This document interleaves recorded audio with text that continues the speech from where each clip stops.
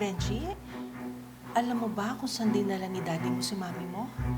Nasa lupa si Mami. Matapos ang naging revelasyon ng mga anak ni Rowena tungkol sa kanyang sinapi, dali-daling dinala ni Rowena ang mga pamangkin sa Norzagaray Police. Sa bata, bihira yung tinuturuan mo yung marumang sinungaling. Yan kung ano yung nasa isip niya, kung ano yung nakita niya, yan ang sasabihin niya. So yun ang isang naging batayan namin na baka totoo yung sinasabi ng bata na nasa lupa nga yung mami niya. Nung makuha na namin yung impormasyon na yun, tinanong ko yung bata, san lupa dinala si mami niya. Sabi niya, alam mo ba kako kung saan dinala? Sumagot yung bata, oo, alam niya raw. Dahil sa salaysay ng mga bata, agad na bumalik sa bahay ang mga pulis at sinimulan ang muling paghahanap kay Rowena. So pagpasok namin doon, malinis na yung kwarto, wala nang gamit. Tapos may pintuan sa likod. Nung binuksan namin, bumungad sa amin isang malaking lote na puro damo. Nako, mukhang delikado to, sabi po ng isang pulis.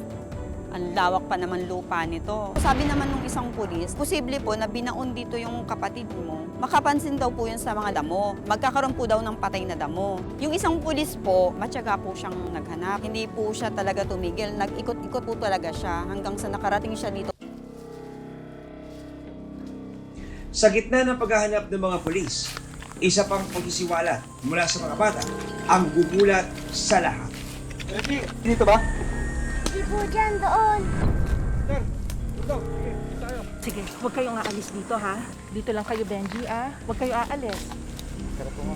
Narinig po namin hindi dyan, doon. Tapos yun nga, pinuntahan ng pulis yung tinuturo ng bata na location. Isang punong mangga po na ganyan. Tapos yung baba po niya may mga halaman.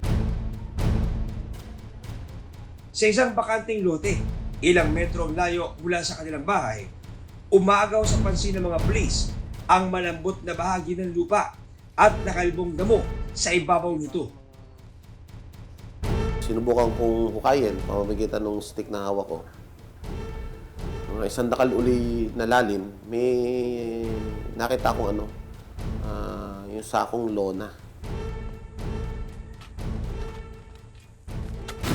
Tapos doon medyo may naamoy na kaming masangsang na amoy. So kinutuban na ako. Maya-maya pa, tumambad ang isang kulay pulang lona. Tapos mga konting hukay lang po yung natanggal na lupa. May lumitaw pong lona. Pinahukayan pa po. Sinusundan yung shape ng lona. Pahaba po yung shape niya. Pahaba. So parang nag-iisip na kami, baka may nakabaon talagang ano. Pero sabi ng mga pulis sa amin, huwag mo nang mag-isip ng negative. Baka mamaya kung ano lang nakabaon dito.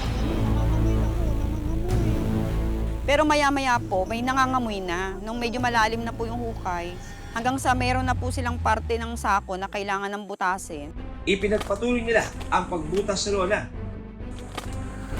hanggang tumambad ang kamay ng tao. Kamay!